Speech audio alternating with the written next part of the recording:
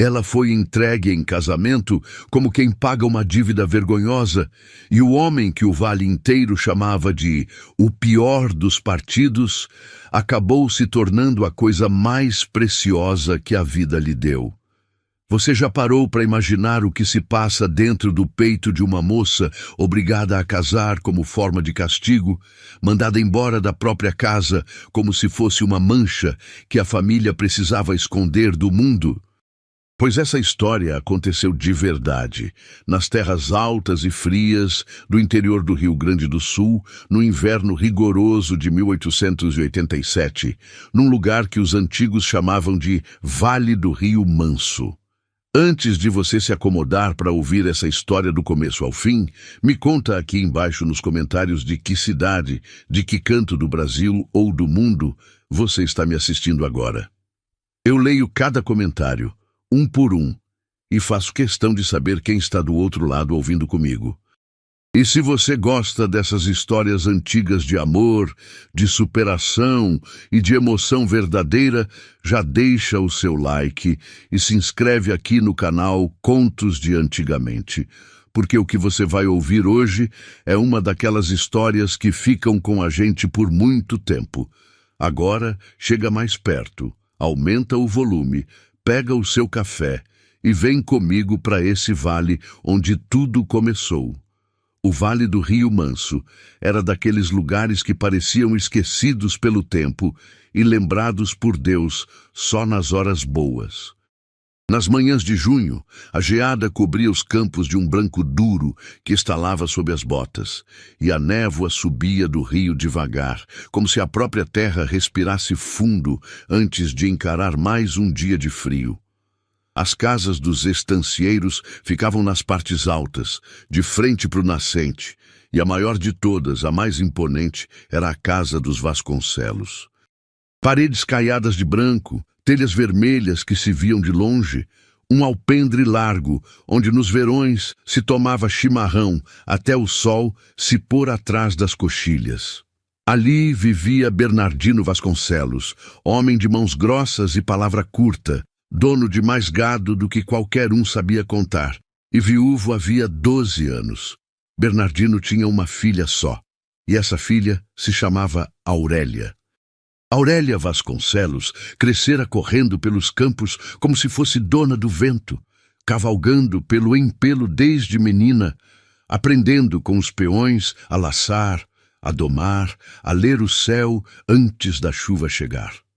Tinha os cabelos escuros que a mãe lhe deixara de herança antes de partir, olhos castanhos que pareciam guardar um fogo teimoso, e um jeito de encarar as pessoas que muita gente da região achava impróprio para uma moça. Diziam as comadres nas rodas de tricô que faltava mão firme naquela criação, que menina criada sem mãe e com pai ausente terminava selvagem. Mas o que chamavam de selvageria era só a vontade de Aurélia de existir por conta própria, num tempo em que se esperava que uma mulher existisse sempre por conta de outra pessoa. A mãe de Aurélia, Dona Serafina, morrera de uma febre que veio no inverno e não foi embora na primavera. Aurélia tinha 7 anos quando isso aconteceu e daquele dia guardava pouca coisa. O cheiro de alfazema no lenço da mãe, a voz baixa cantando modinhas antigas na varanda e a mão fria que ela segurou até os peões a tirarem dali à força. Depois disso, a casa dos Vasconcelos ficou grande demais e silenciosa demais. Bernardino se enterrou no trabalho e na dureza, e a menina cresceu entre a cozinheira, os cachorros e os campos, aprendendo cedo que o afeto ali era uma coisa rara, guardada como se guarda dinheiro em tempo de seca. Quando Aurélia fez 19 anos, o pai começou a olhar para ela de um jeito diferente, um jeito de quem calcula. Bernardino via na filha não uma pessoa, mas uma peça, uma carta valiosa que ele ainda não tinha jogado na mesa. As terras dos Vasconcelos faziam divisa, ao sul, com as terras dos Albuquerque, e há anos os dois estancieiros se rondavam como cães que dividem o mesmo pátio, ora amigos, ora rivais, sempre medindo forças. O chefe da família vizinha era Custódio Albuquerque, um homem de 40 e poucos anos, viúvo, dono de uma fortuna que só crescia e de uma fama que só piorava. Custódio tinha modos de fidalgo e coração de cobrador. Vestia-se com roupas mandadas vir de Porto Alegre, montava cavalos caros e falava sempre baixo, porque descobrira cedo na vida que quem fala baixo obriga os outros a se calarem para escutar. Já tinha enterrado uma esposa, e as más línguas diziam que a pobre mulher morrera menos de doença e mais de tristeza. Foi esse o homem que Bernardino escolheu para a filha. Não houve pedido, não houve corte, não houve flor, houve negócio. Numa tarde de maio, os dois estancieiros se fecharam no escritório da Casa Grande, e quando a porta se abriu de novo, estava tudo acertado. Aurélia se casaria com Custódio Albuquerque antes do fim do inverno, e as terras dos dois se juntariam numa só, formando a maior propriedade de todo aquele lado do vale. Bernardino chamou a filha e comunicou a decisão do mesmo jeito que comunicava a venda de uma tropa de gado, sem levantar os olhos do papel onde fazia contas. Aurélia ouviu tudo em silêncio, de pé no meio do escritório, sentindo o chão fugir devagar sob os próprios pés. Perguntou ao pai, com a voz mais firme que conseguiu, se ele ao menos ia perguntar o que ela sentia. Bernardino respondeu, ainda sem olhar, que sentimento não pagava dívida nem aumentava rebanho e que ela devia agradecer porque nem toda moça tinha a sorte de casar tão bem. Aurélia disse que Custódio era um homem frio, que todos sabiam o que tinham dito da primeira esposa dele, que ela não conseguiria viver ao lado de alguém assim. O pai, então, ergueu os olhos pela primeira vez, e nesses olhos havia uma dureza antiga, dessas que não se dobram com lágrima. Ele disse, pausadamente, que a conversa estava encerrada e que ela faria o que era mandado, porque casa de homem se governa pela vontade do homem. Durante as semanas seguintes, a casa dos Vasconcelos ferveu com os preparativos. Vieram costureiras da vila para tirar as medidas do vestido, encomendaram-se doces e vinhos, convidou-se meio vale. Aurélia deixava-se vestir e medir como uma boneca de pano, mas por dentro fervia uma tempestade que ninguém enxergava. À noite, deitada na cama fria, ela pensava na mãe, tentava lembrar da voz dela cantando na varanda e se perguntava o que Dona Serafina faria no lugar dela. E aos poucos, no escuro daqueles quartos silenciosos, foi nascendo em Aurélia uma decisão perigosa, dessas que mudam uma vida inteira num só instante. A festa de noivado foi marcada para a primeira semana de junho, num sábado de céu limpo e frio cortante. A Casa Grande se encheu de gente, estancieiros de sobrecasaca, senhoras de vestidos rodados, o padre da vila, o delegado, os poucos comerciantes ricos da região. Acenderam-se lampiões no alpendre, assaram-se reses inteiras, e a música do acordeão espalhava-se pelas coxilhas. No centro de tudo, Custódio Albuquerque exibia-se como um pavão, recebendo cumprimentos, apertando mãos, sorrindo aquele sorriso que nunca chegava aos olhos. E Aurélia, num vestido azul escuro que a fazia parecer mais velha do que era, estava parada ao lado do pai, pálida, com as mãos geladas apertadas uma na outra. Chegou a hora do anúncio. Bernardino pediu silêncio, ergueu a taça e começou a falar da união das duas famílias, das terras que se juntariam, do futuro próspero que aguardava a todos. Custódio tomou a palavra em seguida, agradeceu e então virou-se para Aurélia diante de todos, estendendo a mão para que ela desse um passo à frente e confirmasse o compromisso.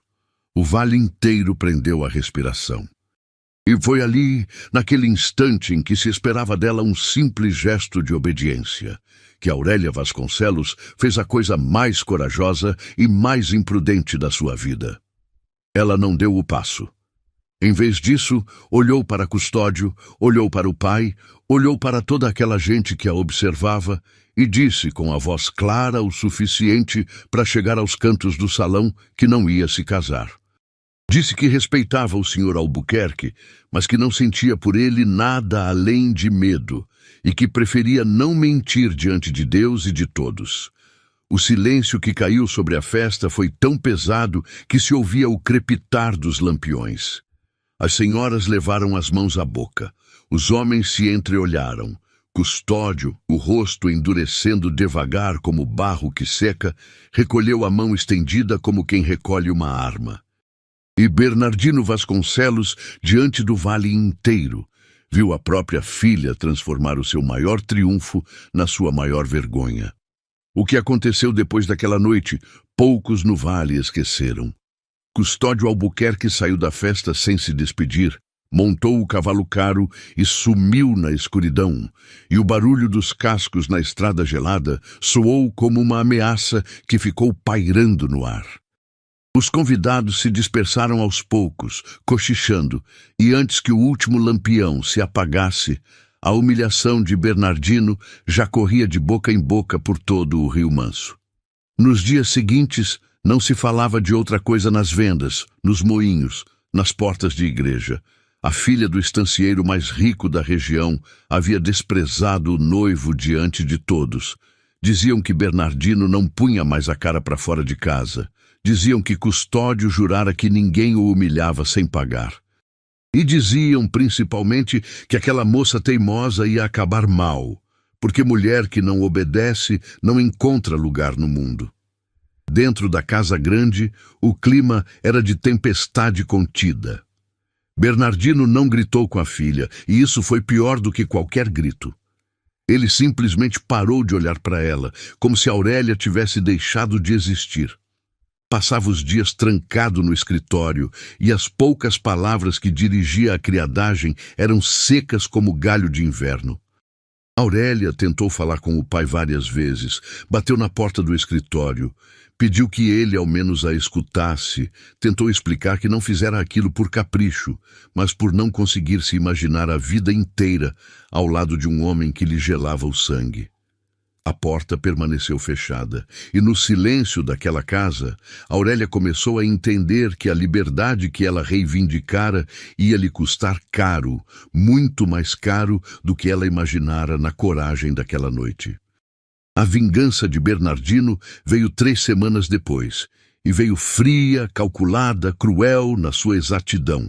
Ele mandou chamar a filha ao escritório e, pela primeira vez em quase um mês, olhou nos olhos dela. Disse que ela havia manchado o nome da família diante do vale inteiro, e que uma mancha dessas só se lava de um jeito. Disse que ela queria tanto escolher, pois muito bem ele havia escolhido por ela. Aurélia sentiu um arrepio subir pela espinha quando o pai pronunciou o nome. Ela se casaria, sim, mas não com Custódio Albuquerque. Ela se casaria com Teodoro Ferreira. E ao dizer aquele nome, um sorriso amargo, quase de desforra, cruzou o rosto do velho estancieiro. Teodoro Ferreira. Aurélia conhecia o nome do jeito que todo mundo no vale conhecia, pelos boatos. Teodoro era um criador de ovelhas que vivia sozinho numa propriedade pequena e pobre lá para as bandas do rio, na parte baixa do vale, onde a terra era mais dura e a vida mais difícil. Tinha uns 30 anos, poucas palavras e uma sombra pesada no passado. Contavam que ele fora casado anos atrás e que a esposa morrera de um jeito que ninguém nunca explicou direito. E onde falta explicação, sobra imaginação. Uns diziam que ele a maltratara, outros que havia maldição na terra dele, outros que ele era amaldiçoado ele mesmo, um homem de azar que a gente de bem devia evitar. As mães do vale apontavam Teodoro para os filhos como exemplo de tudo que não se deve ser. As mocinhas casadoiras faziam o sinal da cruz quando ele passava. Ninguém sabia ao certo o que havia de verdade naquilo tudo, mas ninguém se importava em saber, porque um bom boato é sempre mais confortável que uma verdade complicada. Casar a filha com Teodoro Ferreira era, para Bernardino, a punição perfeita.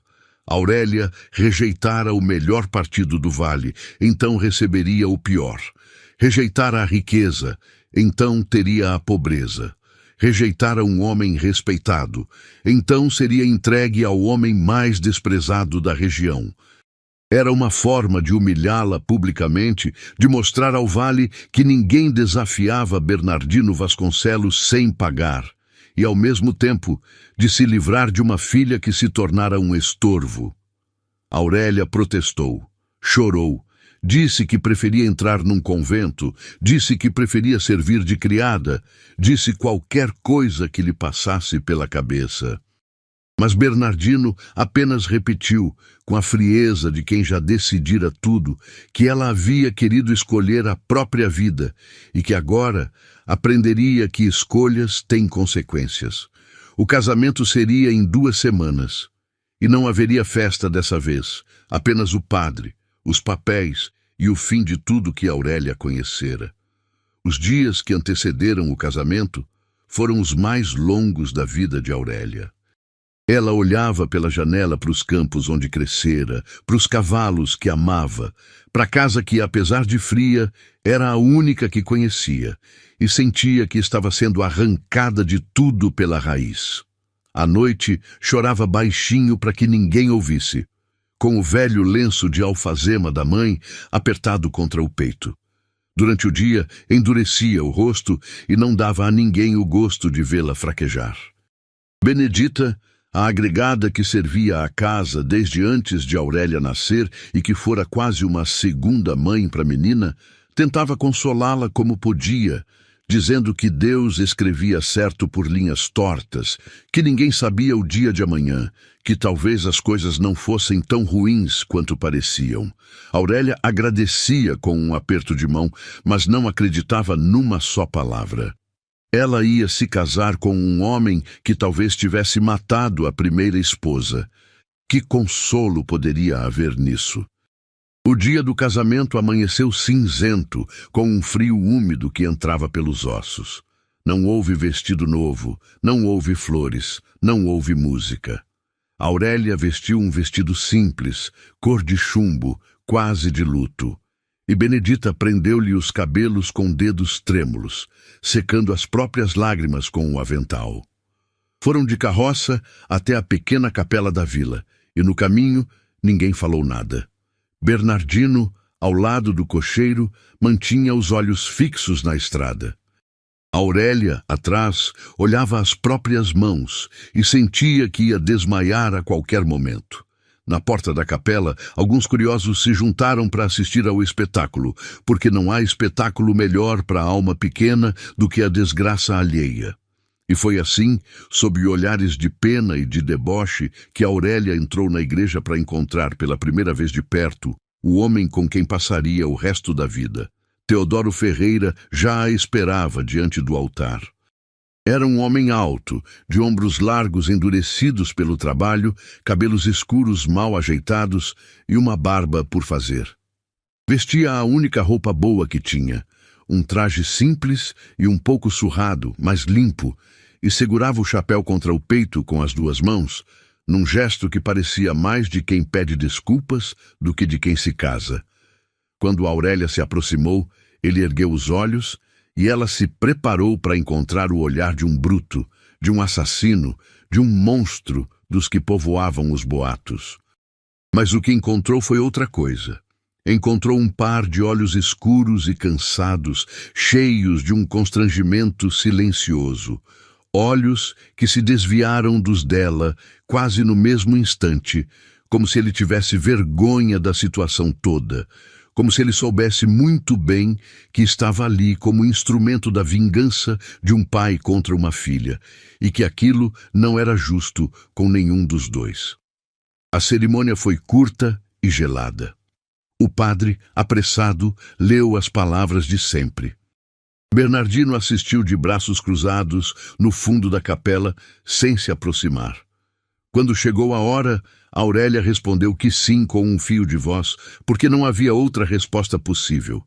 E Teodoro respondeu que sim de um jeito grave e baixo, quase num sussurro. Não houve beijo, não houve sorriso.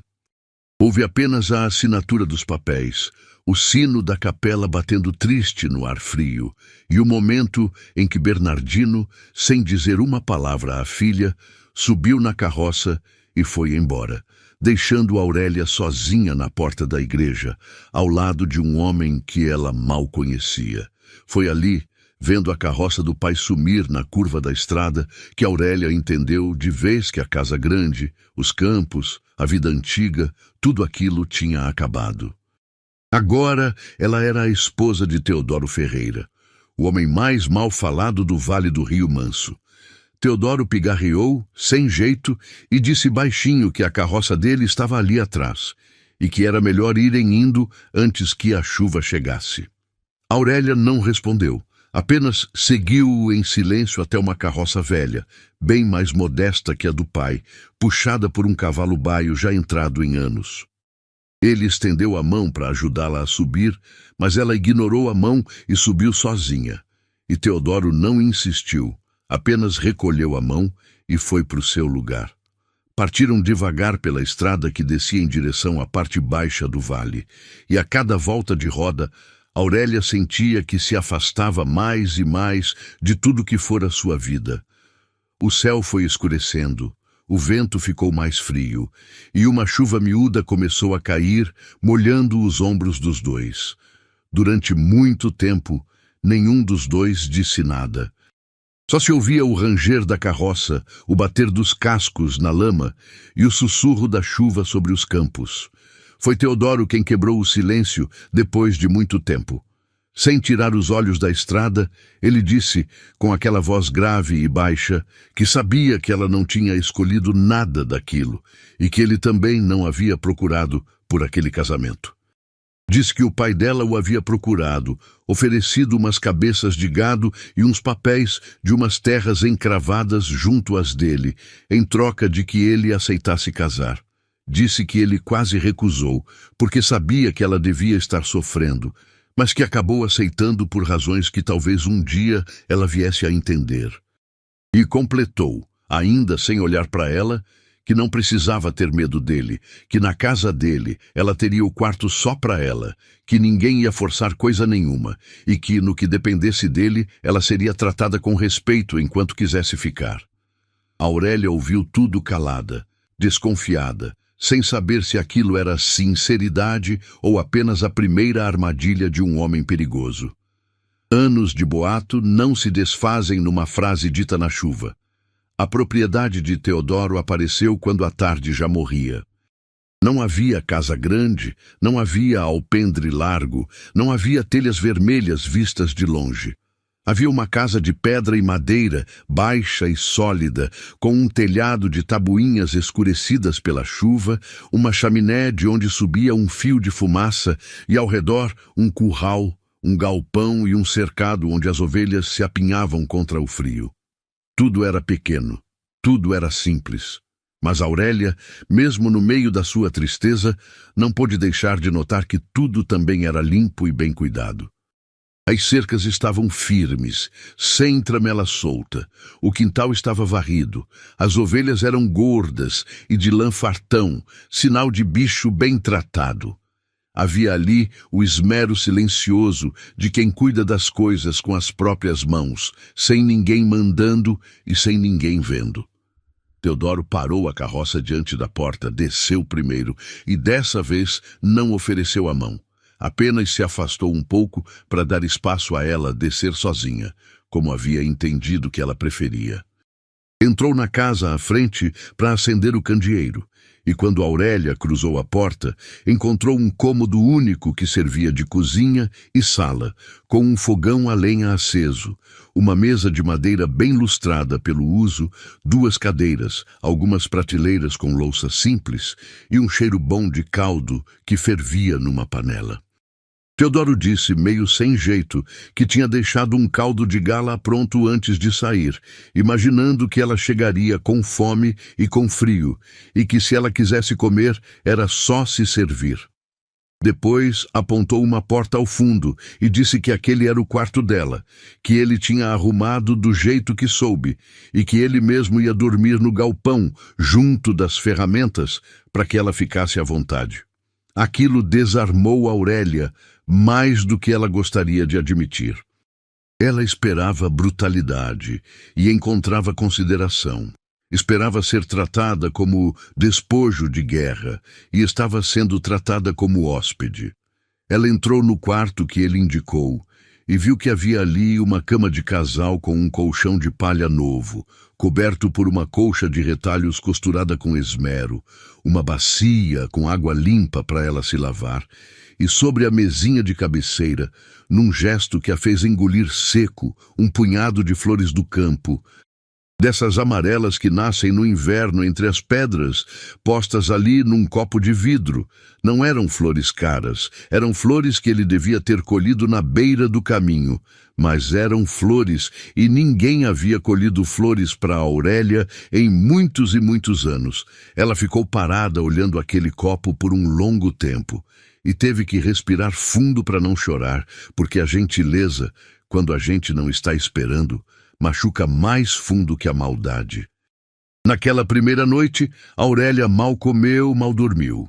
Ficou acordada escutando os barulhos estranhos daquela casa nova, o vento assobiando nas frestas, as ovelhas se remexendo no cercado, e lá fora, no galpão, o tossir ocasional de Teodoro no frio.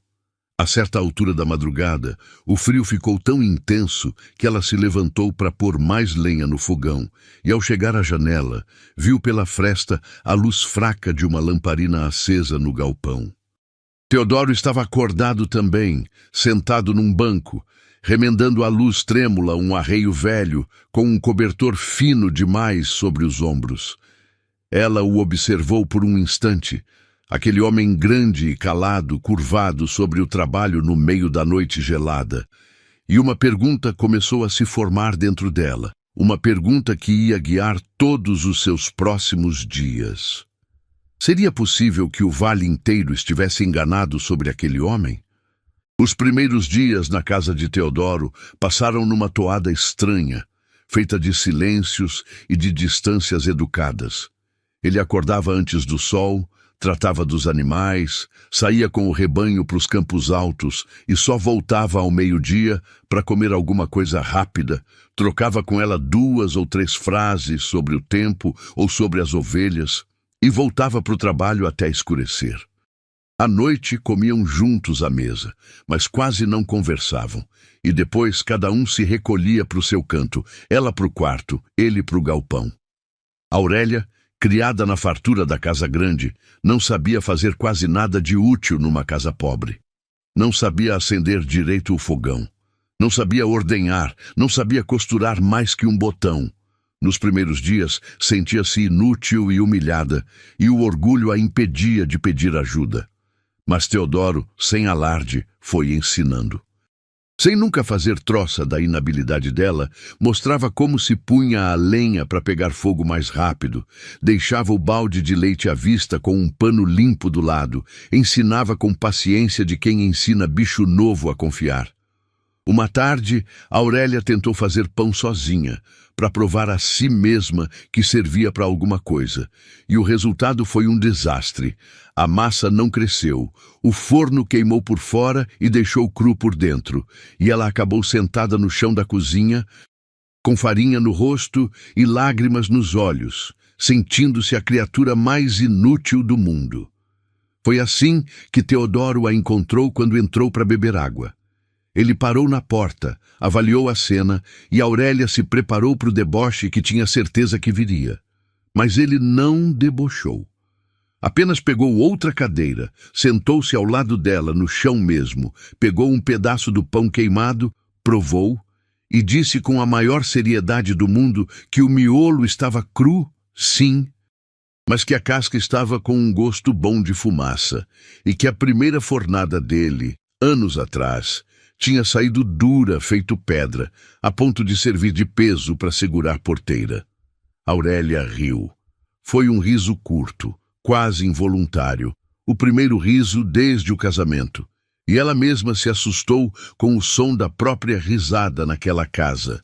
Teodoro sorriu de leve, satisfeito, e disse que no dia seguinte fariam o pão juntos, que era mais fácil quando se tinha quem virasse a massa.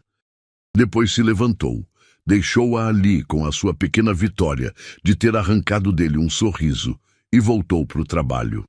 Naquela noite deitada, Aurélia percebeu que havia passado o dia inteiro sem pensar uma única vez em Custódio Albuquerque, sem pensar na casa grande, sem chorar.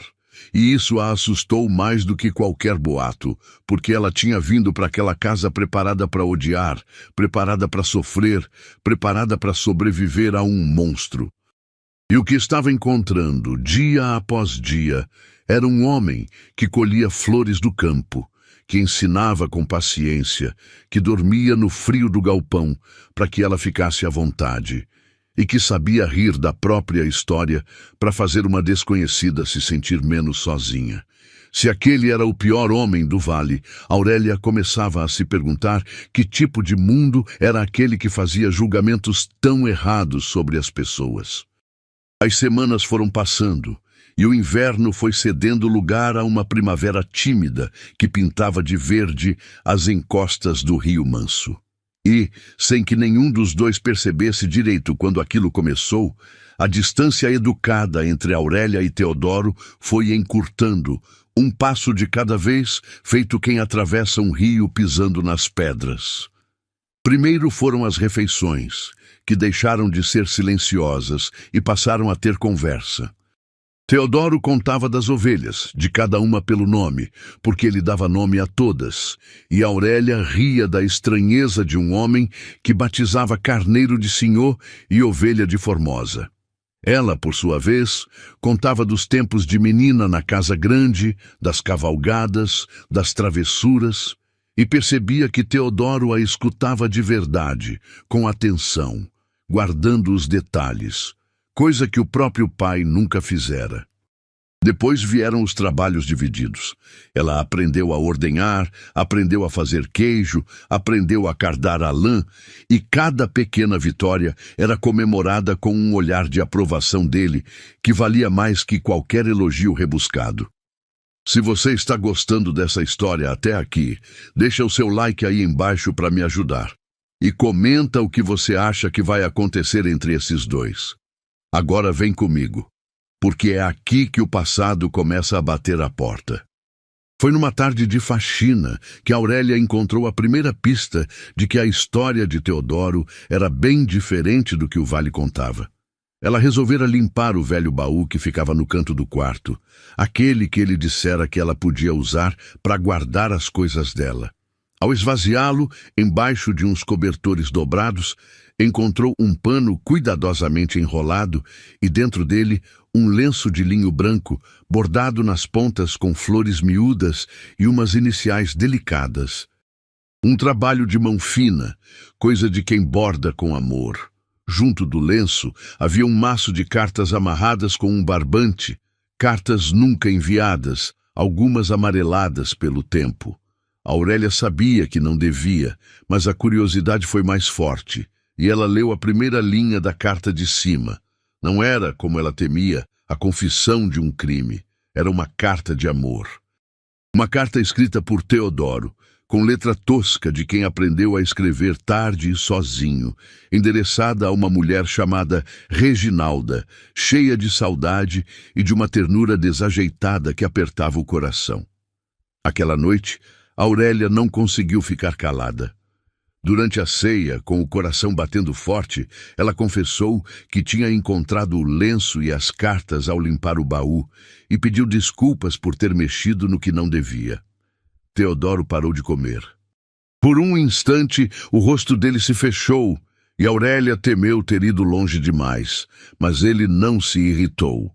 Apenas pousou a colher, olhou para o fogo do fogão por um longo tempo e começou a falar, com a voz mais baixa e mais rouca do que de costume. Disse que Reginalda tinha sido sua esposa, sim, muitos anos atrás. Disse que tinham se casado por amor, contra a vontade da família dela, que era gente de mais posses e achava Teodoro pouco. Disse que viveram 3 anos naquela mesma casa, os 3 anos mais felizes da vida dele, e que Reginalda bordava aquele lenço nas tardes de sol, sentada na porta, cantando baixinho. E então Teodoro contou o que realmente havia acontecido, A verdade que o Vale nunca quis escutar. Contou que Reginalda adoeceu num inverno, de uma febre nos peitos que foi minando as forças dela pouco a pouco. Contou que ele vendeu quase tudo que tinha para pagar remédio e médico, que chegou a viajar 3 dias a cavalo até a cidade grande para buscar um doutor, mas que quando voltou, já era tarde. Reginalda partiu numa madrugada de julho, nos braços dele, pedindo desculpas por deixá-lo sozinho.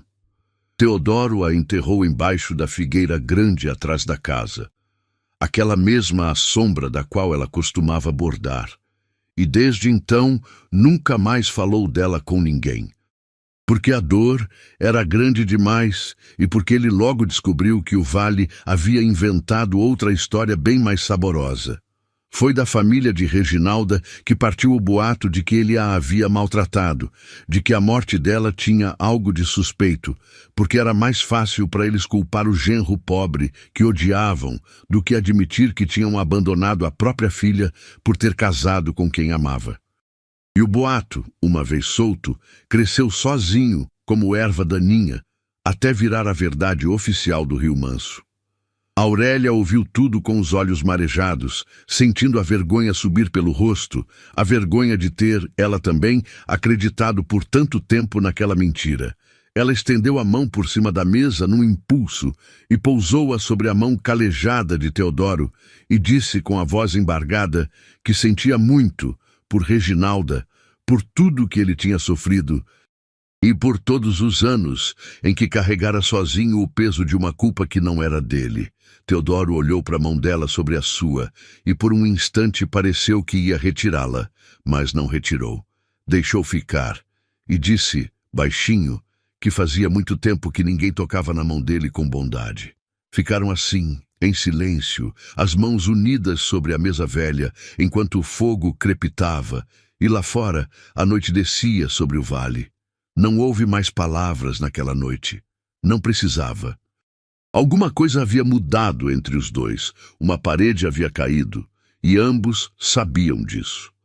Foi por essa época que Aurélia conheceu Dona Firmina, a velha parteira e benzedeira que morava numa casinha à beira da mata, do outro lado do riacho. Dona Firmina era das poucas pessoas do vale que tratava Teodoro com respeito e até com carinho, e certa manhã apareceu na propriedade trazendo uns ovos e umas ervas, curiosa para conhecer a moça de quem todo o vale falava. A velha tinha olhos vivos e uma língua afiada, e não poupou palavras. Disse a Aurélia, sem rodeios, que ela havia tirado a sorte grande sem saber, porque Teodoro Ferreira era o homem de melhor coração que ela conhecera em 70 anos de vida. Contou que fora ela quem ajudara a cuidar de Reginalda nos últimos dias, que vira com os próprios olhos o desespero de Teodoro tentando salvar a esposa e que a maldade das línguas do vale era uma coisa que fazia Deus chorar. Aurélia perguntou por que então Dona Firmina nunca desmentira os boatos, e a velha respondeu com um suspiro cansado que já tentara, muitas vezes, mas que boato é igual carrapicho. Quanto mais a gente puxa, mais gruda. Disse que a verdade só vence a mentira quando encontra um coração disposto a acreditar nela, e que talvez, quem sabe, esse coração tivesse finalmente chegado na figura daquela moça teimosa que o destino jogara na porta de Teodoro. As palavras de Dona Firmina ficaram ecoando na cabeça de Aurélia por muitos dias, e foi como se, a partir dali, ela começasse a enxergar Teodoro com olhos completamente novos. Reparava agora em coisas que antes não via, no cuidado com que ele acariciava a cabeça das ovelhas doentes, no jeito como ele guardava as migalhas do jantar para dar aos passarinhos na janela nas manhãs frias, na delicadeza com que ele falava dos pais já falecidos, na paciência infinita com que ensinava a ela cada tarefa da roça. E reparava também em coisas que a faziam corar. Na largura dos ombros dele quando erguia um fardo de feno, no sorriso raro que abria de vez em quando e mudava todo o rosto dele, no jeito como ele a olhava quando pensava que ela não estava vendo, um olhar demorado, cheio de uma coisa que Aurélia não sabia nomear, mas que a fazia sentir, pela primeira vez na vida, que era vista de verdade por alguém. A primavera avançou, e com ela veio a época da tosquia, quando o rebanho inteiro precisava ter a lã cortada antes do calor apertar. Foram dias de trabalho duro, do sol nascer ao sol se pôr, e Aurélia, que no começo mal sabia segurar uma tesoura, foi ficando ágil, aprendendo o ritmo, sujando as mãos de gordura de lã e sentindo no fim de cada dia um cansaço gostoso que ela nunca conhecera na vida ociosa da casa grande. Numa dessas tardes, enquanto os dois trabalhavam lado a lado no galpão, uma ovelha assustada se soltou e derrubou Aurélia no monte de lã recém-cortada. Teodoro correu para ajudá-la, estendeu a mão e dessa vez ela aceitou. Mas ao ser puxada, ela se levantou depressa demais, e os dois ficaram de repente muito perto um do outro, os rostos a 1 palmo de distância, as respirações se misturando no ar morno do galpão. Aurélia sentiu o coração disparar. Teodoro engoliu seco, e por um instante que pareceu durar uma vida inteira, nenhum dos dois se moveu. Foi ela quem se afastou primeiro, com o rosto em fogo, disfarçando com uma risada nervosa, dizendo qualquer coisa sobre a ovelha atrevida. Mas o toque da mão dele ficou queimando na dela pelo resto do dia. Foi mais ou menos por essa época que aconteceu a feira de outono na vila, aquele acontecimento que todo ano reunia o vale inteiro num só lugar. Era o dia em que os criadores vendiam lã, queijo e couro, em que as mulheres exibiam suas conservas e seus bordados, em que os moços namoravam à socapa entre as barracas e os velhos jogavam conversa fora à sombra das carretas. Teodoro havia anos que ia à feira apenas para vender a lã e voltar depressa, de cabeça baixa, evitando os olhares e os cochichos. Mas naquele ano, pela primeira vez em muito tempo, ele hesitou em ir, não por causa de si mesmo, mas por causa dela. Tinha medo do que o vale ia dizer ao ver Aurélia, a filha dos Vasconcelos, ao lado dele em público. Tinha medo de que a maldade das línguas machucasse a mulher que ele estava aprendendo a proteger. Foi Aurélia quem resolveu a questão, do jeito firme dela, dizendo que iriam juntos, sim, de cabeça erguida, e que se alguém tivesse coragem de dizer alguma coisa, que dissesse na frente dela para ver no que dava. E foram. Chegaram à vila numa manhã clara de abril, com a carroça carregada de fardos de lã e de queijos que Aurélia aprendera a fazer com as próprias mãos. Quando desceram no meio da feira, houve, de fato, um momento de silêncio. Aquele silêncio pesado de quando muita gente para de falar ao mesmo tempo para observar. Os olhares vieram de todos os lados, curiosos, maldosos, alguns de pena, outros de deboche. Aurélia sentiu Teodoro ficar tenso ao seu lado, e então fez uma coisa simples e corajosa. Enfiou o braço no braço dele com naturalidade, como quem não tem nada a esconder nem do que se envergonhar. E começou a caminhar entre as barracas com um sorriso tranquilo no rosto, cumprimentando quem cruzava o caminho deles como se fosse a coisa mais natural do mundo. E aos poucos, diante daquela moça de porte firme que não abaixava a cabeça para ninguém, os cochichos foram morrendo. Porque a maledicência se alimenta do medo e da vergonha alheia, e não encontra o que comer quando topa com gente que se recusa a ter vergonha de ser feliz. O queijo de Aurélia fez sucesso na feira, e a lã de Teodoro, sempre da melhor qualidade, foi vendida por bom preço a um comprador que vinha de longe e que não ligava para os boatos do vale. No fim da tarde, com a carroça já vazia e o bolso mais cheio do que costumava ficar, Teodoro fez uma coisa que jamais fizera. Em vez de ir embora depressa, convidou Aurélia para ficar mais um pouco, para tomar um caldo quente numa barraca e escutar a música do gaiteiro que animava o fim da feira. Sentaram-se lado a lado num banco tosco, tomando o caldo no mesmo prato de lata, porque só tinham um, rindo baixinho de bobagens, e Aurélia reparou que era a primeira vez que via Teodoro relaxado em público, sem aquela couraça de quem está sempre esperando o próximo golpe. O gaiteiro puxou uma valsa antiga, dessas de coxilha, e alguns casais começaram a dançar na terra batida.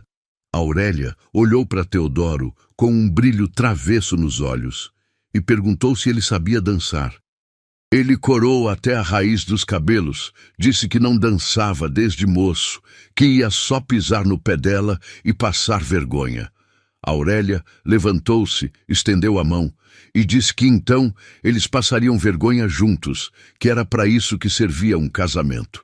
E dançaram, desajeitados no começo, rindo dos próprios tropeços, mas aos poucos encontrando o ritmo, os corpos se ajustando um ao outro como peças que sempre pertenceram ao mesmo lugar.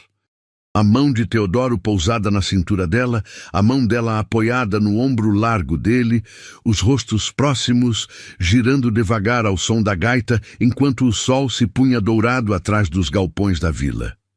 E o vale, que naquela mesma praça por anos apontara Teodoro Ferreira como um homem amaldiçoado, viu ali uma cena que muitos levariam à vida sem esquecer.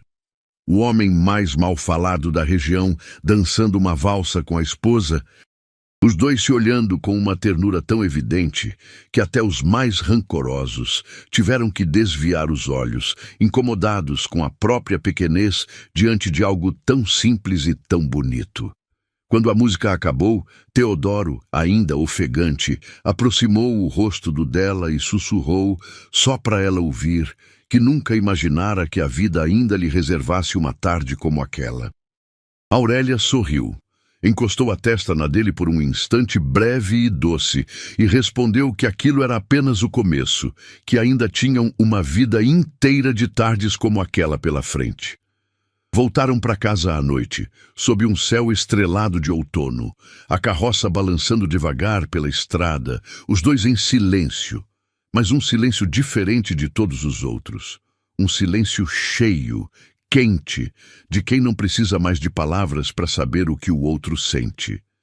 Em certo trecho da estrada, Aurélia recostou a cabeça no ombro de Teodoro, e ele, sem parar de conduzir o cavalo, apoiou de leve o queixo sobre os cabelos dela.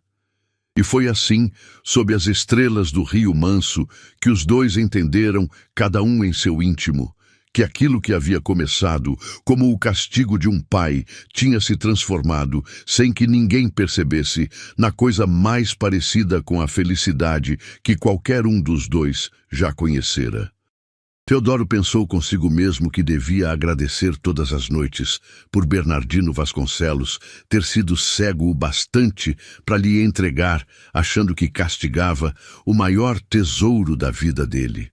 E Aurélia pensou que se tivesse que recusar Custódio Albuquerque 1000 vezes diante do vale inteiro para chegar até aquela carroça, até aquele ombro, até aquele homem, ela recusaria sem pestanejar todas as 1000 vezes. A partir dali, o ar entre os dois carregou-se de uma tensão nova, doçura e sobressalto ao mesmo tempo. Eram os pequenos gestos que agora falavam mais alto que as palavras. Teodoro passou a trazer, quando voltava dos Campos Altos, uma flor diferente para ela, sempre com o mesmo jeito desajeitado, deixando-a sobre a mesa como quem não quer nada, dizendo apenas que tinha achado bonita e lembrado dela. Aurélia, por sua vez, passou a caprichar mais na comida, a remendar as camisas dele com esmero, a deixar sempre um chimarrão quente esperando quando ele chegava do frio. À noite, ficavam até mais tarde à mesa, conversando sobre tudo e sobre nada, e as mãos começavam a se tocar, como que por acaso. Os olhares se demoravam, e havia risadas baixas, indiretas, aquelas provocações leves de quem sente algo, mas ainda tem medo de dizer. Certa noite, Aurélia perguntou, meio de brincadeira, se ele não tinha medo do que o vale ia dizer de um homem mal falado casado com uma moça rebelde. Teodoro sorriu daquele jeito raro e respondeu que, pela primeira vez em muitos anos, ele não estava nem um pouco preocupado com o que o vale dizia, porque dentro daquela casa ele tinha encontrado uma coisa que o vale nunca ia conseguir tirar dele. Aurélia perguntou o que era, sabendo bem a resposta, só para ouvi-lo dizer. E ele apenas a olhou fundo nos olhos e respondeu que era paz, e que talvez fosse um pouco mais que paz, mas que essa parte ele ainda não tinha coragem de dizer em voz alta. Mas a felicidade que começava a brotar naquela casinha da parte baixa do vale não passou despercebida. As notícias correm depressa no interior e logo chegou aos ouvidos de Custódio Albuquerque que a filha de Bernardino, aquela que o humilhara diante de todos, não estava definhando de arrependimento na pobreza como ele imaginara. Ao contrário, diziam que ela andava até mais bonita, mais corada, que fora vista rindo na feira ao lado do marido, que os dois pareciam felizes. Para um homem como Custódio, orgulhoso e rancoroso, incapaz de esquecer uma ofensa, aquilo foi insuportável. Não bastava que Aurélia o tivesse rejeitado. Ela ainda tinha a ousadia de ser feliz depois disso, e feliz ao lado de um João Ninguém que ele desprezava. A vergonha dele diante do vale só seria lavada se aquela felicidade fosse destruída. E Custódio, que aprendera cedo que o dinheiro compra quase tudo, começou a tramar o modo de fazê-lo. O primeiro golpe veio pelo lado da terra. A pequena propriedade de Teodoro dependia, para sobreviver, da água de uma sanga que descia dos campos altos, atravessava as terras de um vizinho e só então chegava ao bebedouro do rebanho e à pequena horta. Sem aquela água, principalmente na entrada do verão, a propriedade não se sustentava, pois Custódio, usando de dinheiro e de influência, comprou as terras desse vizinho, que andava endividado, e no dia seguinte mandou seus homens levantarem uma barragem de pedra e terra que desviou a água da sanga para dentro dos açudes dele, deixando o leito que descia para a casa de Teodoro reduzido a um fio de lama. Foi um golpe frio e calculado, dentro da lei, porque a água passava por terra dele agora, e ninguém podia proibi-lo de usar a própria água. Mas todos no vale entenderam o recado. Custódio Albuquerque tinha declarado guerra a Teodoro Ferreira, e a arma escolhida era a sede. Teodoro tentou conversar. Foi até a fazenda dos Albuquerque, chapéu na mão, engolindo o orgulho, disposto a negociar, a pagar pela água, a fazer qualquer acordo justo. Custódio o recebeu no alpendre, sem oferecer nem uma cadeira, e o ouviu com aquele sorriso frio de sempre. Depois respondeu com a voz baixa e venenosa que a água era dele agora, e que ele não tinha nenhuma obrigação de dividi-la com quem quer que fosse. Disse ainda, medindo bem as palavras para que doessem mais, que talvez, se o pobre criador de ovelhas tivesse alguma coisa de valor para oferecer em troca, alguma coisa que ele quisesse muito, quem sabe pudessem chegar a um acordo. E ao dizer isso, olhou Teodoro nos olhos de um jeito que não deixava dúvida sobre o que ele queria. Ele queria a Aurélia de volta, humilhada, arrastada, para provar ao vale que no fim das contas quem mandava ali era ele. Teodoro entendeu perfeitamente e sentiu o sangue ferver, mas segurou-se, apenas pôs o chapéu de volta na cabeça e respondeu, com uma calma que assustou até ele mesmo, que preferia ver o rebanho inteiro morrer de sede a negociar a esposa como quem negocia uma RS. E foi embora, deixando Custódio a remoer o próprio veneno. Teodoro voltou para casa calado, e Aurélia percebeu na hora que alguma coisa grave havia acontecido. Ela insistiu para saber, e ele, que aprendera com ela a dividir os pesos em vez de carregá-los sozinho, acabou contando tudo. A barragem, a água desviada, a conversa com Custódio e a proposta indecente que estava por trás de tudo aquilo. Aurélia ouviu com o queixo cerrado e os olhos faiscando de raiva. Mas por baixo da raiva, uma culpa terrível começou a crescer dentro dela. Aquela guerra não era de Teodoro, era dela. Custódio estava punindo Teodoro por causa de uma ofensa que ela cometera. O rebanho dele, o trabalho de uma vida inteira, Tudo estava ameaçado por causa dela. E naquela noite, deitada sem dormir, Aurélia começou a alimentar um pensamento sombrio. E se a única forma de salvar Teodoro fosse ela se afastar? E se ela devesse voltar para a casa do pai, ou até mesmo se render às vontades de Custódio, para que a fúria dele deixasse Teodoro em paz? O amor que começava a sentir, ainda tão novo, ainda tão frágil, agora se transformava numa faca de dois gumes. Quanto mais ela amava Teodoro, mais achava que devia sacrificá-lo para protegê-lo. O verão chegou com uma fúria que ninguém via havia anos. Não choveu em dezembro, não choveu em janeiro. O sol batia sem dó sobre o rio Manso, o capim ficou amarelo, a terra rachou e os pequenos criadores da parte baixa do vale começaram a ver os açudes secarem. Para Teodoro, privado da água da sanga por causa da barragem de Custódio, a situação virou desespero. Ele passou a acordar de madrugada para levar o rebanho a pé até um poço distante no fundo de uma grota, uma caminhada de horas sob o sol, e voltava já escuro, exausto, queimado, com as ovelhas mais fracas mal se aguentando em pé. Aurélia trabalhava ao lado dele sem reclamar, carregava baldes, cavava pequenas cacimbas em busca de água, dividia com as ovelhas até a água que sobrava da própria bebida. Mas a cada dia era mais difícil. 2 ovelhas velhas morreram de fraqueza, e Teodoro, que conhecia cada uma pelo nome, enterrou-as no fundo do campo com uma tristeza silenciosa que partia o coração de Aurélia. Ela via o homem que amava sendo destruído aos poucos, e a culpa dentro dela crescia como a própria seca. Foi nesse ponto que Custódio deu o segundo golpe, ainda mais baixo que o primeiro.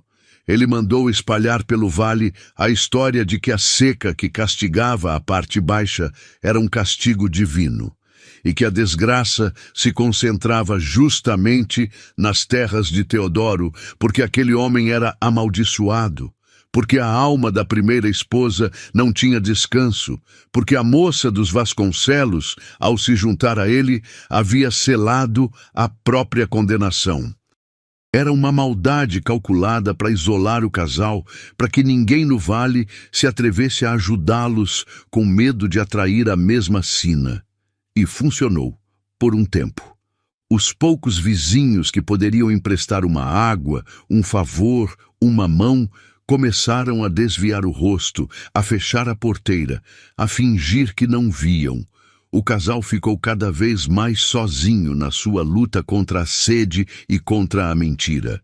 Aurélia decidiu que precisava agir e tomou uma decisão que guardou no peito sem contar a Teodoro. Numa manhã, aproveitando que ele havia levado o rebanho para a grota, ela selou o velho cavalo baio e cavalgou até a casa grande dos Vasconcelos, disposta a implorar ao pai que intercedesse, que usasse a própria influência para conter Custódio, que ao menos permitisse que o rebanho de Teodoro bebesse nas aguadas fartas das terras dos Vasconcelos. Foi a primeira vez que ela voltou àquela casa desde o casamento. Bernardino a recebeu com frieza, mas a recebeu. E Aurélia, engolindo todo o orgulho, contou tudo: a barragem, a seca, a perseguição de Custódio, as ovelhas morrendo. Contou também, com a voz firme, a verdade sobre Teodoro, sobre Reginalda, sobre a mentira que o vale contava. E disse ao pai, olhando bem nos olhos dele, que o homem com quem ele a casara como castigo tinha se revelado o melhor homem que ela conhecera na vida, e que ela não se arrependia de nada, a não ser do sofrimento que estava trazendo para ele. Bernardino ouviu tudo em silêncio, o rosto impenetrável como sempre. E quando Aurélia terminou, ele disse apenas que ela tinha feito a cama e agora tinha que deitar nela, que ele não ia se meter numa briga com Custódio Albuquerque por causa de um punhado de ovelhas e de um genro que ele nunca quis. Foi uma recusa seca, cruel, e Aurélia saiu daquela casa com o coração em pedaços, entendendo que não havia mais nada do pai a esperar. Mas o que ela não viu foi o que ficou para trás.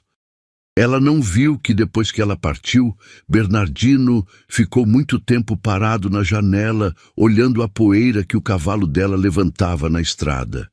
Ela não viu que, pela primeira vez em muitos anos, alguma coisa se mexeu dentro daquele velho endurecido. Alguma coisa que talvez fosse o começo de uma vergonha, ou de um arrependimento, ou simplesmente a lembrança de outra mulher teimosa que ele havia amado um dia, e que estaria envergonhada do homem em que ele se tornara. Aurélia voltou para casa daquela cavalgada com uma decisão quase tomada. Se o pai não ia ajudar, se o vale havia virado as costas, se Custódio não ia parar enquanto não destruísse Teodoro, então talvez a única saída fosse ela desaparecer da vida dele. Talvez, se ela fosse embora para bem longe, se sumisse do vale, Custódio perdesse o interesse e deixasse Teodoro em paz para reconstruir a vida.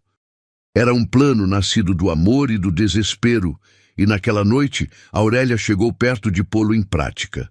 Esperou Teodoro dormir, juntou as poucas coisas dela numa trouxa e sentou-se à mesa para escrever uma carta de despedida com a mão trêmula e os olhos cheios d'água. Mas na hora de escrever, as palavras não vinham, porque não há palavras que expliquem por que a gente abandona justamente aquilo que mais ama. E foi assim, debruçada sobre o papel em branco, chorando baixinho, que Teodoro a encontrou quando acordou no meio da noite com sede. Ele viu a trouxa, viu a carta, viu as lágrimas, e entendeu tudo num instante. Mas não se irritou, não gritou. Apenas puxou a cadeira, sentou-se ao lado dela e perguntou baixinho aonde ela pensava que ia no meio da noite. Aurélia, sem forças para mentir, confessou tudo, que se sentia culpada por toda aquela desgraça, que não suportava vê-lo perder tudo por causa dela, que achava que se fosse embora, ele estaria a salvo. Teodoro escutou, e quando ela terminou, pegou as mãos dela entre as suas mãos grandes e calejadas, e disse a coisa mais bonita que Aurélia já ouvira na vida. Disse que antes dela chegar, ele tinha uma casa, tinha o rebanho, tinha a terra, mas não tinha vida, só uma espécie de espera cansada pela morte. Disse que ela não era a causa da desgraça dele, mas a única coisa boa que tinha acontecido com ele em anos. Disse que preferia perder a terra, o rebanho, tudo, e ficar só com ela e a roupa do corpo, a ter tudo de volta e perdê-la. E disse por fim, olhando fundo nos olhos dela, aquilo que não tivera coragem de dizer até então, que a amava de um jeito que ele achava que nunca mais fosse sentir na vida, e que se ela fosse embora, não levaria a salvação dele, levaria o pouco de coração que ainda lhe restava. Aurélia chorou, mas dessa vez não era de tristeza. Ela largou a carta, largou a trouxa e disse que também o amava, que o amava desde não sabia bem quando, talvez desde as flores do campo no copo de vidro, talvez desde o pão queimado, talvez desde sempre, sem saber. E disse que se era para enfrentar Custódio, a seca, o vale inteiro, que enfrentassem juntos, porque juntos ela não tinha medo de nada. Ali, na cozinha daquela casinha pobre, no meio da madrugada, os dois se abraçaram pela primeira vez de verdade. Um abraço apertado, longo, de quem finalmente encontra o lugar a que pertence. E foi como se, do lado de fora, até a seca fizesse uma pausa para respeitar aquele momento. A partir daquela noite, não havia mais Teodoro e Aurélia como duas pessoas jogadas juntas pelo destino. Havia um casal. E um casal, quando se ama de verdade, é a força mais difícil de vencer que existe no mundo. A seca, porém, não dava trégua, e a situação chegou ao ponto de ruptura numa tarde escaldante de fevereiro. O poço da grota, última fonte de água do casal, começou a secar também, e Teodoro entendeu que se não chovesse em poucos dias, ou se ele não conseguisse água de outro lugar, o rebanho inteiro morreria, e com ele o sustento e o futuro dos dois. Foi então que Aurélia teve uma ideia ousada. Ela se lembrava dos tempos de menina, de uma nascente antiga, escondida numa gruta de pedra, nos fundos das terras que tinham vindo no dote do casamento dela. Aquelas terras encravadas que Bernardino dera a Teodoro quase por deboche, por serem consideradas imprestáveis. Ninguém nunca dera valor àquele pedaço de chão pedregoso. Mas Aurélia se lembrava de ter bebido água fresca ali uma vez, numa cavalgada de infância, e tinha quase certeza de que a nascente ainda existia.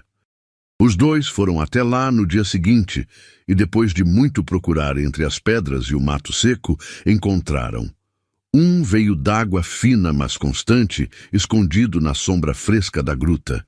Uma água limpa que brotava da rocha e que a seca não havia alcançado porque vinha das profundezas da terra. Foi a salvação. Nos dias seguintes, Teodoro e Aurélia trabalharam como nunca, abrindo com picão e enxada um pequeno canal que trouxe a água da nascente escondida até uma cacimba próxima do curral. Foi um trabalho de gigantes, feito a 4 mãos, do sol nascer ao sol se pôr, com as mãos em carne viva e as costas doendo, mas movidos por uma esperança nova. E quando a água finalmente correu pela vala que eles mesmos cavaram e encheu a cacimba, quando as ovelhas sedentas se aglomeraram para beber e o rebanho todo se salvou, os dois se abraçaram no meio da lama e riram e choraram ao mesmo tempo, sujos, exaustos e mais felizes do que jamais tinham sido. A terra imprestável que Bernardino dera de deboche havia se revelado a salvação deles.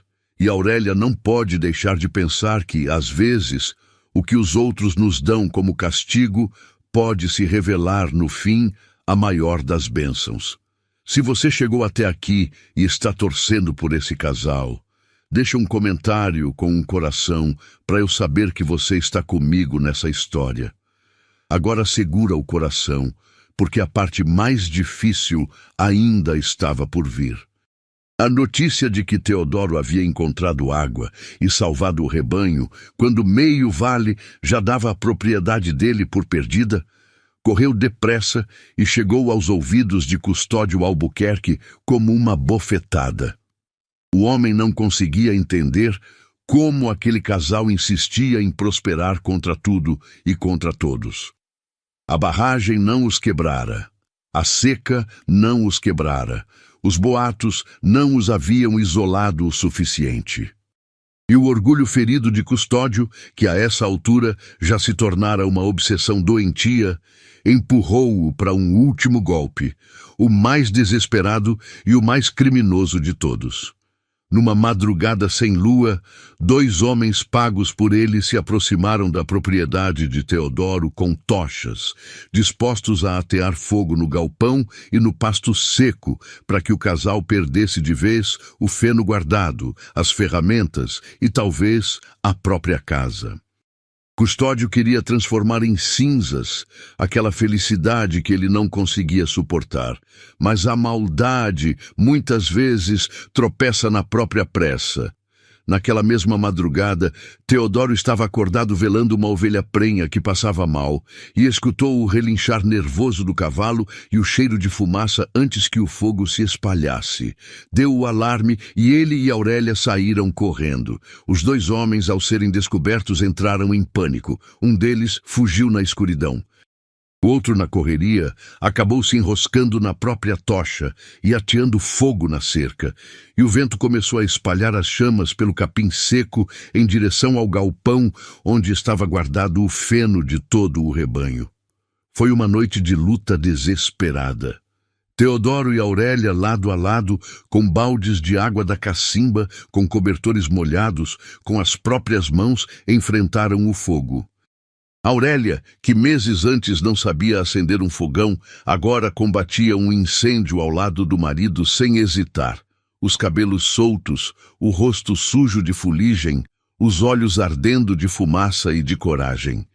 E foi a água da nascente escondida, aquela mesma água da terra imprestável, que encheu os baldes que salvaram o galpão naquela noite.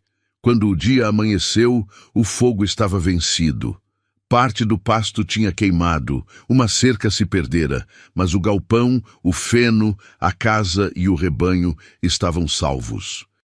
E o mais importante, o homem pago por custódio que se enroscara na tocha não conseguira fugir a tempo. Teodoro o encontrou caído perto da cerca, com o tornozelo torcido, apavorado, e o segurou. À luz da manhã, diante de Aurélia e de Dona Firmina, que viera correndo ao ver a fumaça de longe, o homem confessou tudo, tremendo, que fora Custódio Albuquerque quem os pagara para atear o fogo, que fora Custódio quem espalhara os boatos da maldição, que fora Custódio quem mandara desviar a água, tudo para destruir o casal e lavar a própria vergonha. Teodoro poderia ter feito justiça com as próprias mãos ali mesmo, e ninguém o culparia. Mas ele não era esse tipo de homem. Ele amarrou o tornozelo do sujeito para que ele não piorasse, deu-lhe água e disse que iam resolver aquilo do jeito certo, diante da lei e diante do vale, na luz do dia, e não na escuridão e no fogo, como fazia gente sem caráter. Aquela mesma manhã, Teodoro e Aurélia levaram o homem até a vila, direto à casa do delegado, e a confissão foi feita diante de testemunhas. E aqui o destino pregou em Custódio Albuquerque a peça mais irônica de todas, porque naquela mesma hora, na vila, estava Bernardino Vasconcelos, que havia descido para resolver uns negócios, e que assistiu de longe à chegada da filha, suja de fuligem, exausta, mas de cabeça erguida, ao lado do marido, arrastando o incendiário confesso. Bernardino ouviu a confissão inteira, ouviu o nome de Custódio ser dito diante do delegado, ouviu como aquele homem que ele quase fizera seu genro tinha tentado queimar viva a própria filha dele.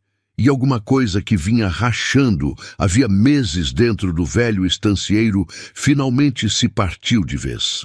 Bernardino Vasconcelos deu um passo à frente diante de todos na vila e fez o que ninguém esperava. Ele, que era o homem mais rico e mais respeitado daquele lado do vale, cuja palavra valia mais que documento, declarou em voz alta, para que todos ouvissem, que conhecia Teodoro Ferreira, que sabia que era homem de bem, trabalhador e honrado, e que a história que corria sobre a morte da primeira esposa dele era mentira vil, inventada por gente ruim. Declarou que a filha dele estava bem casada, mais bem casada do que jamais estaria com o criminoso do Albuquerque, e que quem tivesse alguma coisa contra o casal Ferreira teria dali em diante que se ver com os Vasconcelos. Foi um recado dado na frente do vale inteiro, e foi também, do jeito duro e tardio daquele velho, um pedido de desculpas. Aurélia olhou para o pai com os olhos cheios d'água, e Bernardino, pela primeira vez em 12 anos, sustentou o olhar da filha sem se esconder atrás da própria dureza. Custódio Albuquerque foi desmascarado diante de todo o Rio Manso. A confissão do capanga, somada ao testemunho de Dona Firmina sobre a verdade da morte de Reginalda e ao peso da palavra de Bernardino Vasconcelos, virou o vale inteiro contra ele.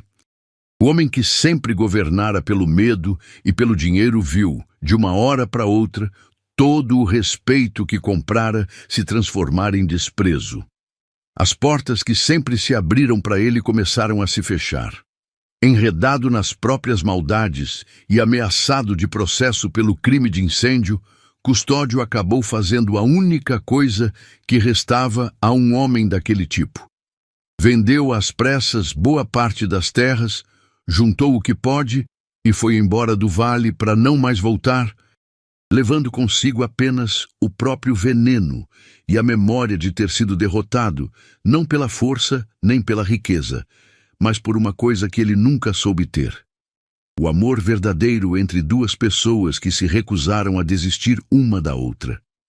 E uma das primeiras providências tomadas depois de sua partida foi desfazer a barragem que desviava a água da Sanga, de modo que o veio d'água voltou a correr, farto, até as terras de Teodoro, como corria antes de toda aquela maldade começar.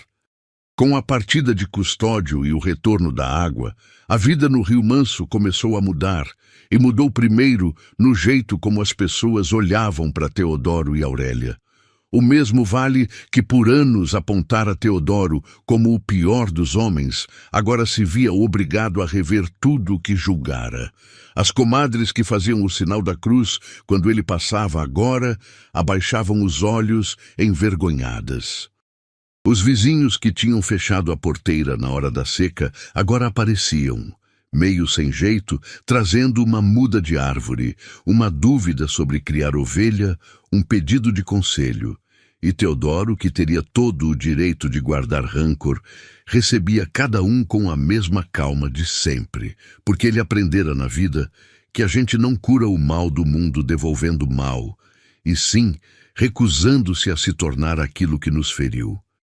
Aurélia, ao lado dele, ia ficando conhecida no vale não mais como a moça rebelde que envergonhara a família, mas como a mulher corajosa que enfrentara a seca, o fogo e a maldade de cabeça erguida, ao lado do homem que amava. As chuvas finalmente voltaram no outono, generosas, lavando a terra rachada e devolvendo o verde às coxilhas. E foi como se, junto com a chuva, a própria vida do casal florescesse. A propriedade, antes tão pobre, começou a prosperar. Com a água garantida e as terras do dote agora valorizadas por causa da nascente escondida, o rebanho cresceu. A lã passou a render bom dinheiro na feira. E Teodoro e Aurélia foram, ano após ano, transformando aquela casinha de pedra e madeira num lar acolhedor e sólido. Plantaram um pomar, aumentaram a horta, ergueram um galpão novo. Mas nada mudava o essencial.